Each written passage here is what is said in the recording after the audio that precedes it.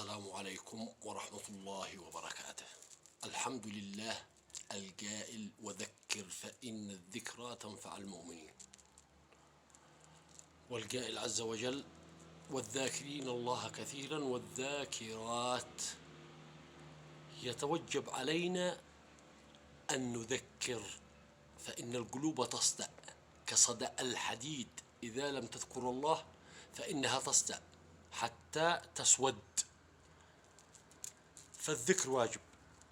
وقد قال الله عز وجل: وأما بنعمة ربك فحدث. علينا أن نحدث أجيالنا، أن نعلم أجيالنا القادمة، أن نوعيها، أن نفهمها عن كتاب الله وسنة رسوله، نفهمها بالمفاهيم الإسلامية والعقيدة الإسلامية الصحيحة الوسطى التي أمر بها قدوتنا وسيدنا محمد صلى الله عليه وسلم. نرى أجيالا طائشة، أجيالا في اللهو واللعب وفي التكنولوجيا الحديثة، تركت الصلاة، تركت التسبيح، تركت الاستغفار، تركوا دور القرآن، وتمسكوا بالأشياء الموضة الجديدة في جميع البلدان العربية. كلمة جهاد تم إلقائها ومسحها إلى الأبد. درسوا، تخرجوا كليات شرطة، كليات الأكاديمية الأوروبية، الأكاديمية الأمريكية في نيويورك، في دلهي، في هولندا، في أش عملوا؟ والله ما عملوا شيء. أش عملتوا يا ذي؟ درستوا أكاديميات عليا وقيادات حرب وأركانات، درستوا كل الدول، وش رجعتوا عملتوا؟ حررتونا، بترولنا منهوب، حقنا منهوب، حقنا مسلوب، احنا مشردين، احنا. ماذا فعلت للإسلام والمسلمين والوطن العربي؟ هل فهمت أحدا؟ الأجيال كلها الآن تعاني من نقص في التعليم، لم تعرف بالعقيدة الإسلامية. كنا ندرس في صف سادس قصة خالد بن الوليد، زدنا عملنا سنتين بعد سادس ألغوها. كنا ندرس رجال حول الرسول، كنا ندرس وإسلامه، ألقوهن كلهن قبل 20 سنة. ألقوهن ليش؟ يعني مش دارين بالمؤامرة هذه. أنتم بغير عقول، صم بكم عمي فهم لا يبصرون.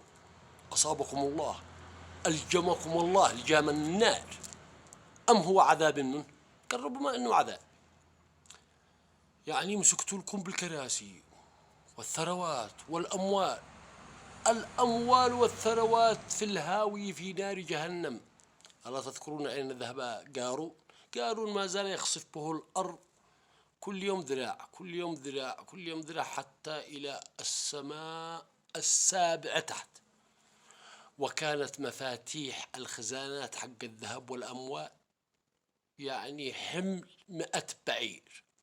المفاتيح بس، فكر المخازن كمين. ولكنه يعني تكبر، وكان سكاله أنه الرزق أنه بذكاء. إن الله لا يحب كل مختال فخور. فرح، خرج بزينة فرح،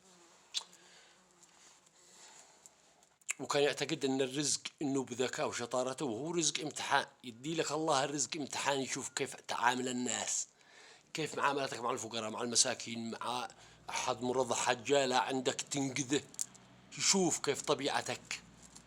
فترة مؤقتة، إن رعيت النعمة فزادك، وإن لم ترعى النعمة ولم تنفق ولم تنقذ مريض ولم تنقذ تشبع جائع أو عابر سبيل، سلبك وردك إلى الصفر. علينا أن نعلم الأجيال بالتعاليم الإسلامية والقرآن الكريم الدستور الدائم لنا أينما ذهبنا، والأحاديث النبوية. وكذلك نحكي لهم قصص عن الصحابة الطاهرين وعن الفاتحين: خالد بن الوليد، صلاح الدين الأيوبي، طارق بن زياد، أبطال الإسلام والمسلمين وإلى. وأن ننصحهم أن يتركوا هذه الأشياء الموضة الجديدة، أن نستخدم الإنترنت في صالح نشر الدعوة الإسلامية التي أخرجت الناس من الظلمات إلى النور. بارك الله فيكم، وكتب الله لكم الرزق الكريم، وأصلحكم وأصلح أولادكم، والسلام عليكم ورحمة الله وبركاته.